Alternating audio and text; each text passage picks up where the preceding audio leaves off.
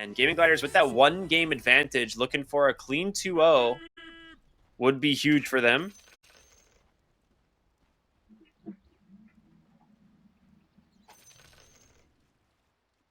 Getting a draw early on isn't too bad for their first series here for the side of GG, but you know, like, oh, a 2-0 just solidifies your chance to start an upper bracket. For a team like this, that's definitely something they're eyeing out for. For PSG.LGD, a draw keeps them steady here, as they already have their 1 win under their belt. So it's kind of steady, although a loss would still be, again, it could be a determining factor with how we've seen these groups break out before, Ricky. So a lot in line for both sides, even though we're early on in groups. These kinds of matches can dictate what happens to your tournament life as to whether or not you make upper bracket, whether or not you even make it through, potentially, if the rest of your series goes southbound.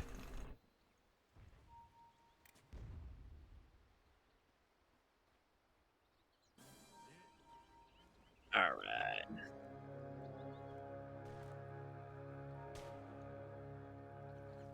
Right over the top rune here, potentially. Excited to see how this one's going to go as the Inkswell from Tofu, but a lot of slows there from Shiro on the Shadow Fiend, and of course, first blood for him as he grabs that one with ease, and that's what you're looking for, the Clockwork Shadow Fiend lane.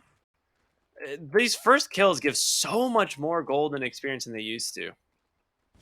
Yeah, way more. Super important to find.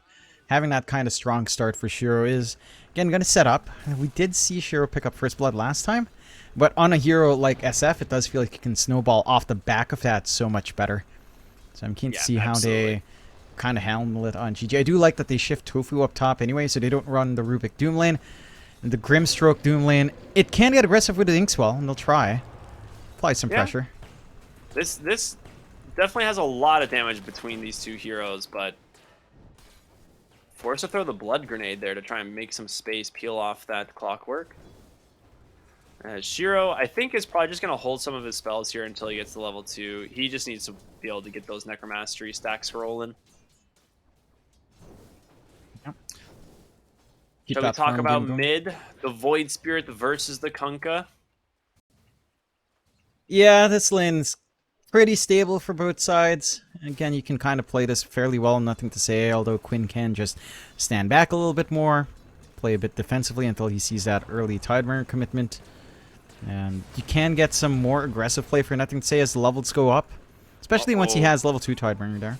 Ace got a little bit too cocky there, trying to run down the Clockwork, and ends up eating a triple raise there from Shiro. So he grabs himself his second kill of the game here on the Shadow Fiend. Yep, good punishment. Again, a good start to establish for PSG.LGD in comparison to Game 1. They have stronger lanes to play with. They're showing us why the Clockwork and SF lane can be really potent to play into. And even their bot lane's not doing too badly as well. The Racho is still able to farm, but a Muerta Rubik isn't as aggressive as any other lane. Well, to be fair, I don't think the Grimstroke Muerta is as aggressive either, but there is more damage that you can get, perhaps going for the Stroke of Fate and trying to line up with a slow into the dead shot. Still, Zeal is not getting as much as he'd want. We'll need a few more levels. Muerta can poke from fairly far. And the calling kind of makes it awkward for Zeal to run up as well. Yeah, well, bottom, or top lane rather. Once again, we see them get active as this time they take down the Grimstroke, and Ace is the one who needs to be careful as Shiro's got those raises coming off cooldown.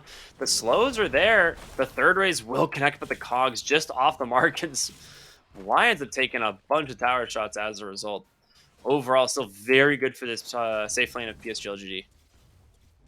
They're still running down. They still have a stable start for Shiro. Everything you could ask for the Clockwork and SF to find. And Ace is under a lot of pressure in the lane. Forced to bring out a Sal for himself. Shiro still... He is running out of regen. So he still has the Lotus at the least to get some flash mana on hand for a couple of spell uses. Well, I mean, despite this top lane going really well, the other lanes are looking decent here for Gaming Gladiators. Is Quinn's CSing extremely well mid. He has 19 and 5.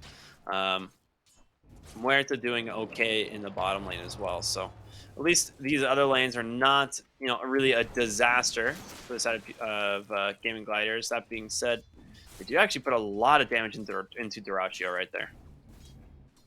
They're applying some pressure. A couple of tangos forced out onto Dyrachyo from Celery to just kind of try to regen back. I think the one thing that we aren't quite seeing from PSG.LGD yet is a connection with a Mirana, which is something that's lacking. Up top, they got cut off from the chase. At once again. Okay, this time they actually managed to find the kill there onto Y, as Shiro is going to kind of force Ace to try and dive him. All right, he does not manage to get the turnaround into the double raise, so Ace will just be able to back off. As they do find themselves their first kill of the game here. This is good for gaming, and they needed something to get going. They inadvertently pull into the neutral, as the neutrals are more aggressive now. Not going to be able to just meet the creep wave by their tier 1 and try to hold there, but again, important to find.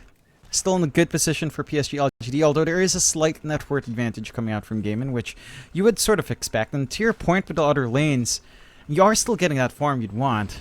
Dyrachyo's not bullied out, his timing into power treads is still good. Zeal's trying to get aggressive, but Pangolier Mirana, it just doesn't connect all too well until maybe when you get the Rolling Thunder up. Then you could try to preempt, like estimate when the arrow can land on that roll.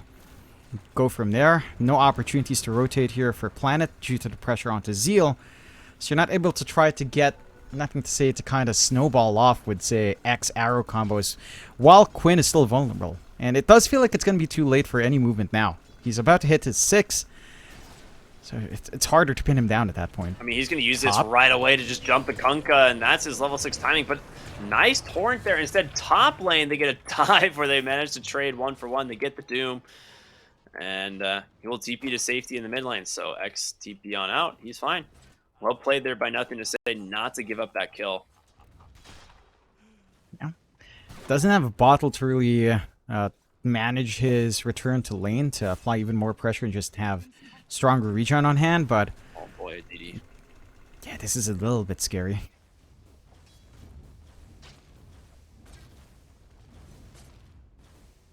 No play opportunities yet, though. And for PSG.LGD, again, you have this launching point you can use coming out from Shiro. It's going to go into the Mask of Madness relatively soon. For the side of Gaimin, it does still feel like once you hit this timing on both Dyrachyo and on Quinn by maybe mid 15, that's where things get scary. Although down mid, yeah, the boat comes through, and NTS will manage to keep himself alive once again, but no TP, so he's going to have to walk all the way back. Yeah, it still frees up a lot of space here for Quinn.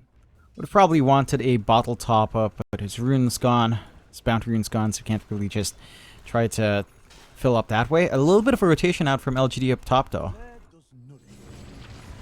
He's going to potentially get a bottle refill here yet. Celery TPs to the mid lane. So I'll toss that one on over. We're going to see the Wisdom Rune spawn now, so we should start seeing one of the supports make the rotation in. Instead, Quinn looks for another dive here onto NTS in the mid lane, and he's just so tanky. Double Bracer, Infused Raindrop, but he just TP'd back to the lane. He's down to almost no HP. Top lane, potential dive here as Tofu. He's actually doing a ton of damage here on this Grimstroke as they burn down the Shadow Fiend. Shiro a little bit too aggressive, and now Ace looking like he might take out here, but Tofu trying to absorb some of the damage. The chase continues. He gets the Devour under the tower, and now Planet continuing to chase Starstorm. It's not enough. He's still alive, and Quinn helps finish the kill instead. Oh, man, what a punish. That's Evens just up so the gaming unfortunate. completely. Yeah, PSG.LGD, they committed for that way earlier on. They drag all these heroes up top. They dive in. And a creep wave copying a couple of the battery assaults onto Ace. The silence from Tofu right in the nick of time to stop that jump from Mirana earlier on, stalling. He's still in danger here, though. He is, or, I mean, maybe not. Tofu. Okay, yeah, Tofu's definitely dead. Never mind. Ace just has to run away here with the rotation from Planet. Makes it a little difficult, so he will just TP on out. There's no cogs, no battery assault to stop him. And Dyrachyo, where are we on this Muerta? Have the Javelin up, so Maelstrom not too far off. Pretty I good. think the bigger thing is just that you're dragging all this attention away from PSG.LGD from other lanes. Like, they're connecting top instead of trying to, again, connect mid, where you might be able to play with X Arrow onto Quinn. Again, it's difficult now with the steps up, though. So it doesn't feel like the opportunity's there. They don't connect. Again, he's ready, and he's going to I make mean, a he was counterplay. holding the point, and now he's got Inkswell to follow it up. Kunkka, he can't get that boat off. That's been his saving grace this whole time, and now just gets punished for even attempting to kill Quinn. It's again just down to where the priorities of PSG.LGD lied. Like, they make these moves up top. They don't manage to get early rotations onto mid because of Zeal needing a little bit more assistance in this lane. So Planet can't just leave the Pangolier. And now it's a game in Gladiators going for the smoke plays. They've got that level 6 up on Tofu early. Does go for a 1-2-3 build. Looking for ace top, though. Doom's going to come out onto the Kunkka. He does time the boat correctly, though, so it will still stun up the Doom. He's trying to get away, but I don't know if he's going to be able to. In comes Quinn, though. The turnaround is the Inkswell's going to pop to be able to stun down Shiro as the Remnant is there. He's looking to get the kill in time to assimilate the dodge, and out. Still has an Astral Step available as the backside of the fight. Tofu will give his life here as NTS helps grab that one. So it's a 2-for-1 trade. The Doom for the Shadow Fiend. Overall, not bad for PSG.LGD, but Quinn is just running away with this game right now from the mid lane. Yeah, he's getting way too much on that Void Spirit. Man, probably just drops down to a lack of real hard control unless he can just chain stun. Maybe this timing on your level 6 coming out for Y with a hookshot from Fog could give you those opportunities to run down Quinn before you can try to dodge out any of the spells, and you can combine onto that. You are giving a lot of space out to Dota2 as well. Like, even though you're getting aggressive on the Doom, you're not answering the Muerta. And our Doom is going for a little bit for the Midas recovery as well. Yeah, I was going to say, you also have Celery on this, Rubik, who is, he's level 6, he's farming and sets up a kill here, potentially onto Y as Dyrachio comes in, using that Pierce the Veil to help find the kill, and they've done it. Rotation in from Zeal, though. Can they finish off the Muerta? Oh my god, they even brought Shiro, the wraparound, baby. They got him. Dude, those Twin Gates are really confusing sometimes. It's like, where did these heroes just come from? Yeah. You just go across the map. Like, you don't have vision here as well from the side of Gaiman, so easy access coming out here for PSG.LGD. They're finding grip in this game. They do sacrifice their mid tower, which, again, all things considered, probably isn't the biggest deal in the world. It's not like you have a hero that really needs triangle stacks right now either. So you're pretty alright with that trade, finding the bot tier 1 in exchange. Having a little bit more forward access with a nice aggressive ward here as well for PSG.LGD. For Gaiman, I mean, this is something that we did mention when you do have the Doom. Like, sometimes it does feel like you're going to need to recover in that hero more than you'd want from the offlane. So, for Ace, after the Vanguard, just going straight for the Midas and trying to get his way back in, but you have Quinn to compensate. Echo Saber up, Smoke up again, level 9 with an Arcane Rune. Looking to find a gank target here. I mean, nothing to say is Kunkka would be really good. They are currently being protected by the Moonlight Shadow. And you don't have a ton of wards to play with here. They do see the Kunkka for the moment. The Astral steps on in. He does get the boat off for the moment. The Assimilate will dodge the stun, but they should have the damage here to finish off the Kunkka. The stolen boat there just in case. As the Silence will catch the Pango, but a nice hookshot on through. We'll try and grab the Grimstroke as Quinn is still very tanky. He had this Arcane Rune going as well. Another Inkswell comes through. He's looking for Zeal on the Pangolier and drops the Remnant as well. Dissimulate, tries to just get away instead. They don't want to fight. They brought everybody. The numbers you hear from PSG.LG, but instead, Quinn goes back in. They try to burst out until he gets him. Oh my At god. the last second, Celery on the Rubik, helping set that one up. And Quinn doesn't look like he's done. They got the telekinesis back. They try to grab Planet, but it will not connect. Being said, Shiro does need to be a little bit careful.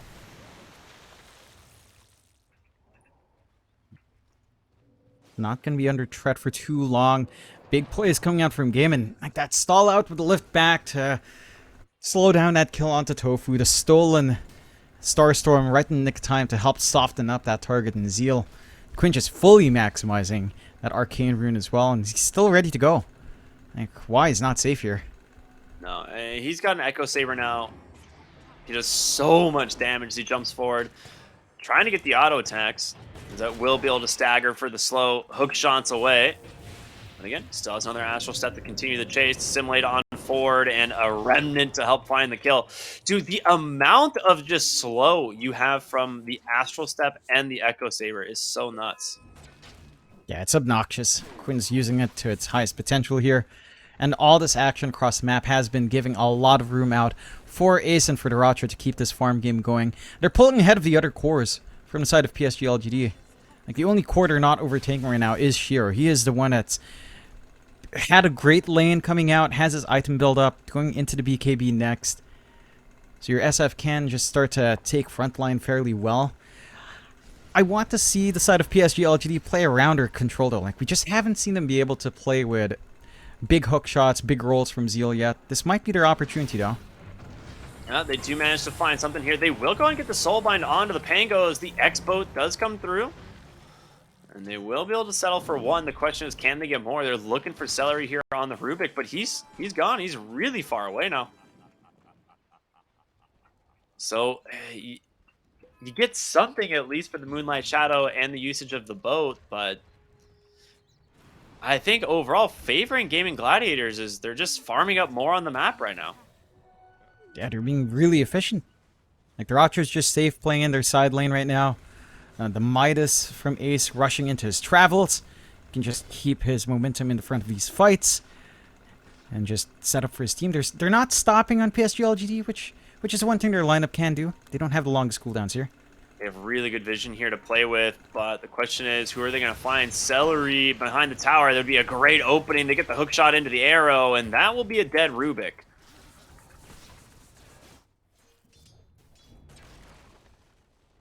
Again, another steady kill coming out from PSG.LGD. As long as they keep maintaining this aggression, they're pretty happy with us. It makes it a little bit more uncomfy for Dota2 to hold triangle. He's still poking and prodding though. And they are starting to get some room to get a little bit of a push going.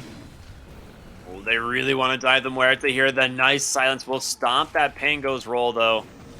And instead, time to just get out.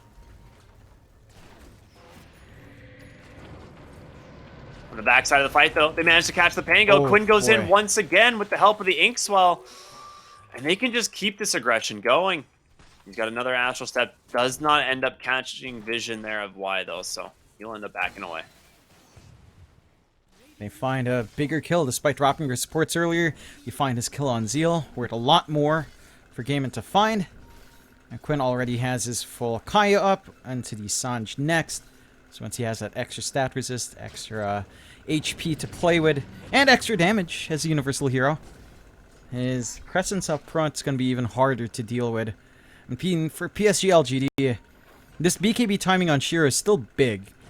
And you'll also line that up with nothing to say zone BKB timing. So the double BKB cores can kind of help you find these fights comfortably going forward. You just have to, again, stem the bleeding. Don't give these freebies out to Gaiman.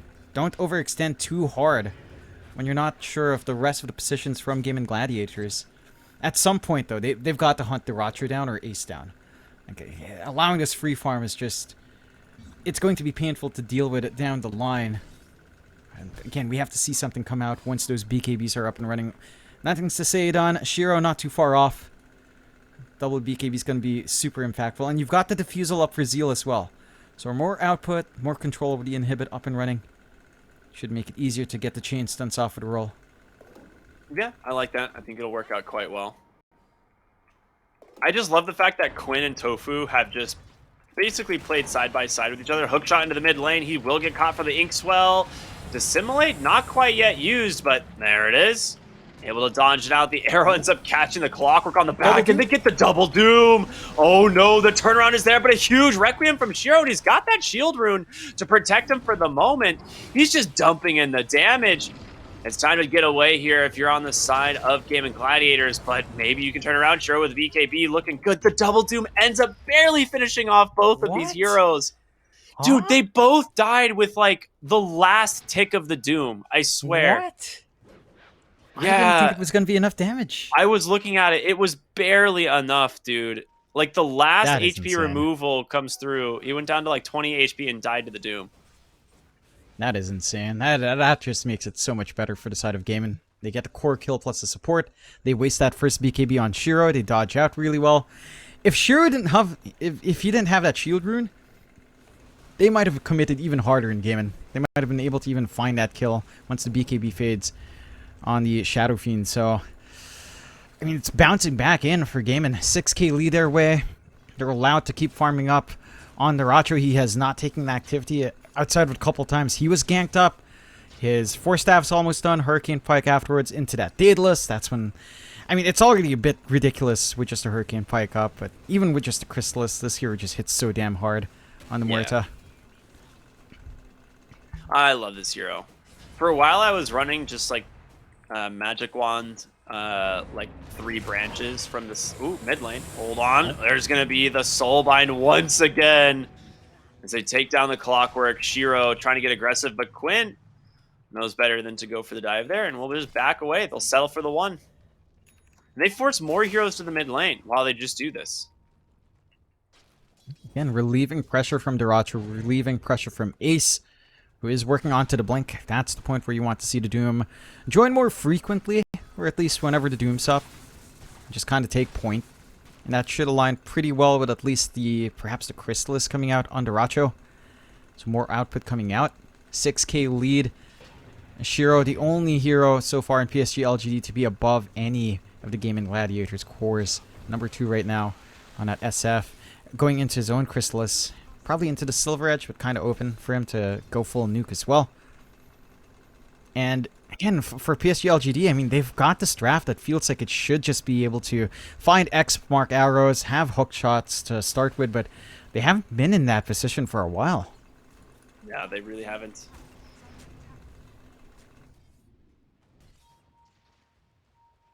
All right. Smoked up into the bottom lane. They are going to be able to have this Moonlight Shadow to play with. They're looking for Ace here on the Doom, and they will grab the initiation, but Quinn on the backside doing so much damage as well. Soulbind is there, doesn't really latch to anyone, but Zeal trying to just stay out of this fight. Celery did end up stealing this Rolling Thunder, trying to get in here and get aggressive, and Shiro's forced the BKB to dodge this out. He drops the Doom, gonna catch there onto the Shadow Fiend, the X into the Torrent, will be able to take down 1, but the damage is being done. Zeal in so much trouble, trying to hobble away here, dodges it out for the moment, into the trees he goes, but the remnants there from Quinn. Snipes him, ends up being a 2-for-1. It's a lot of resources being popped by both sides. Gaiman in the end getting more out of that exchange, forcing out the BKBs once more from the side of PSG.LGD. First charge, if nothing to say down. Second charge for Shiro, and, well, third charge for Shiro actually, as they just go into the Roche. They've got the output to just kind of take it slowly but steadily. There's enough time for a response here from PSG.LGD though, if they wanted to. It's so slow. It's so slow, and at the moment, realizing they need to back on out. They do have a good ward here on PSG.LGD that will scout Quinn, and the question is if they can actually get the initiation. Hookshot is available. Oh no! He clipped the Kunkka in the back! No. As a result, they don't find their opening, and now they're going to turn around on the Clockwork. A stolen boat from Celery, the Soulbind onto 2 as well. Where are you going to go, man? Planet tries to hobble away. Hurricane pulls him right back in, though. It looked like PSG.LG were going to find an opening there, but it just backfires. Just too close together to get that hook shot going, and now Gaiman can fully commit for that Roche. Again, not the fastest. Should fall nonetheless. We'll at least have room to get their Tormentor going, and to get the Mirana Shard. We'll have that additional leap up, and the little Sagan farts coming out there as well. Oh my god. Roshan and the Watchers going the way of Gaiman. They've got the map control on hand. They've got a secondary life for Deracho. And they've got the Chrysalis flying out now. More output for him into the Daedalus next on that Muerta. And he's getting priority on these Wisdom Runes as well. He's going to hit that 18 into 20 spikes fairly smoothly here. And for PSG.LGD, I mean, they're trying to get aggressive, but the angles are just so difficult to find.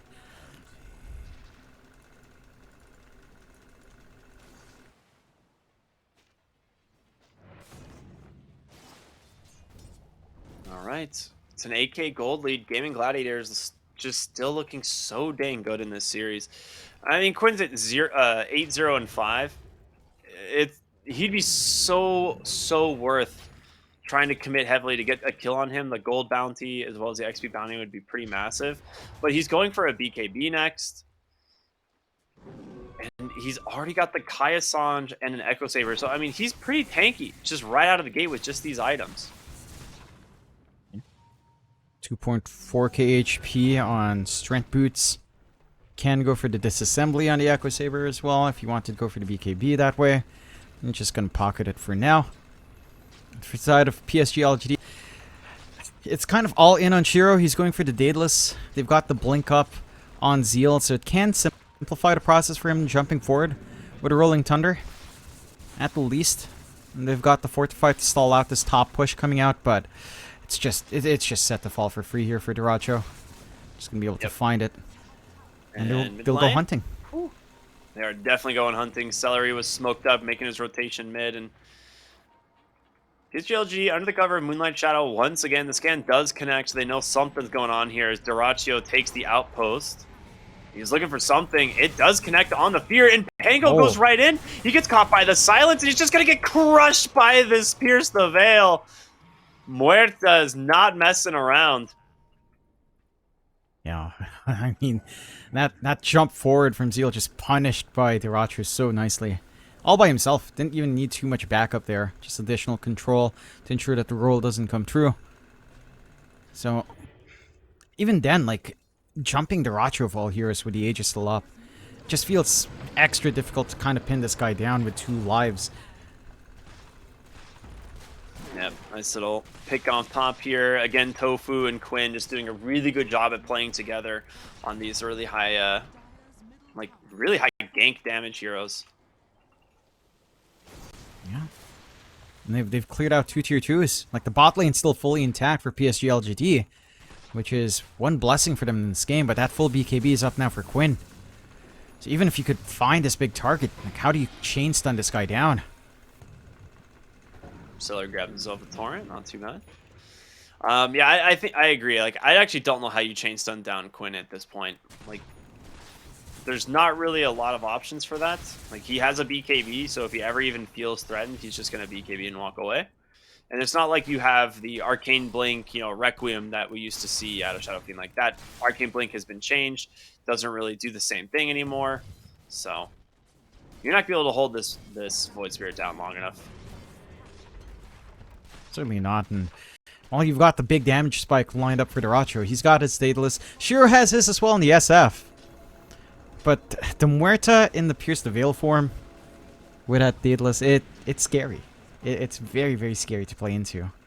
It's just, you're not going to be doing the same damage back to Duracho. You're not going to be able to target him with your right clicks, with your Daedalus here for Shiro. And they'll just clear out the bot so that they take complete map control on the side of Gaiman now. Shutting down PSG.LGD. I mean, they still have jungle space to farm into, although. They spot Y here, just up on the high ground, and that's a free kill into the Clockwork without buyback either, and that is going to be a problem, as he's a pretty big part of their team fights. Duracho disarmed, has 30 seconds left on the Aegis, so obviously killing this Muerta would be nice, but you're just going to pop the Aegis. Quinn just goes in, forces the BKB right away on the Shadow Fiend, and they just disengage, and Muerta just 4-staffs away. They decide they don't want to give the chase. You get some big spell uses out. Rolling Thunder down for a little bit of time. BKB on Shiro down. 6 seconds now. His Aegis was set to expire anyway, as you mentioned, so not the biggest deal for you to lose out in that for Gaiman. And they get themselves a Wisdom Rune. Like, losing control down bot feels so bad. Your Tormentor is going to be exposed. Wisdom Rune access is just a lot harder now as well to kind of catch up. Inside of Gaiman, 16k up, 21 to 13. PSG.LGD certainly looking sharper than they did in Game 1. Gaiman still just getting way too much momentum. Quinn's just been on fire. 807 still on that Void Spirit. And still no solution for this really jumpy hero. Like, with that BKB, it's just, unless you get maybe a good hook shot into like a roll angle with the arrow coming through from Plan, like literally everything you have onto that hero, you can't pin him down. And again, PSG.LGD have not been able to start these fights on their own terms in a while here.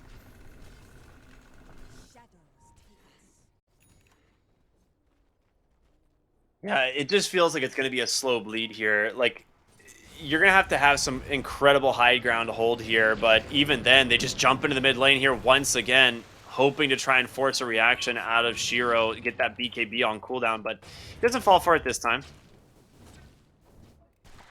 There is a gem on Quinn as well, so it's going to be that much more difficult to try and play in these fights as the side of PSG.LGD. Like, Moonlight Shadow, going to be a little bit less useful as he's going towards the Assault Cuirass. Wants to just pick up some armor for himself and his team, which, I mean, very smart pickup.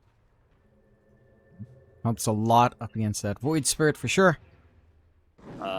Planet?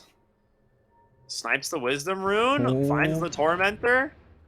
Does not manage to get scouted by Quinn, though, so he's going to be out. Gets a bailout. So you find at least some of the resources on the map here for PSG.LGD.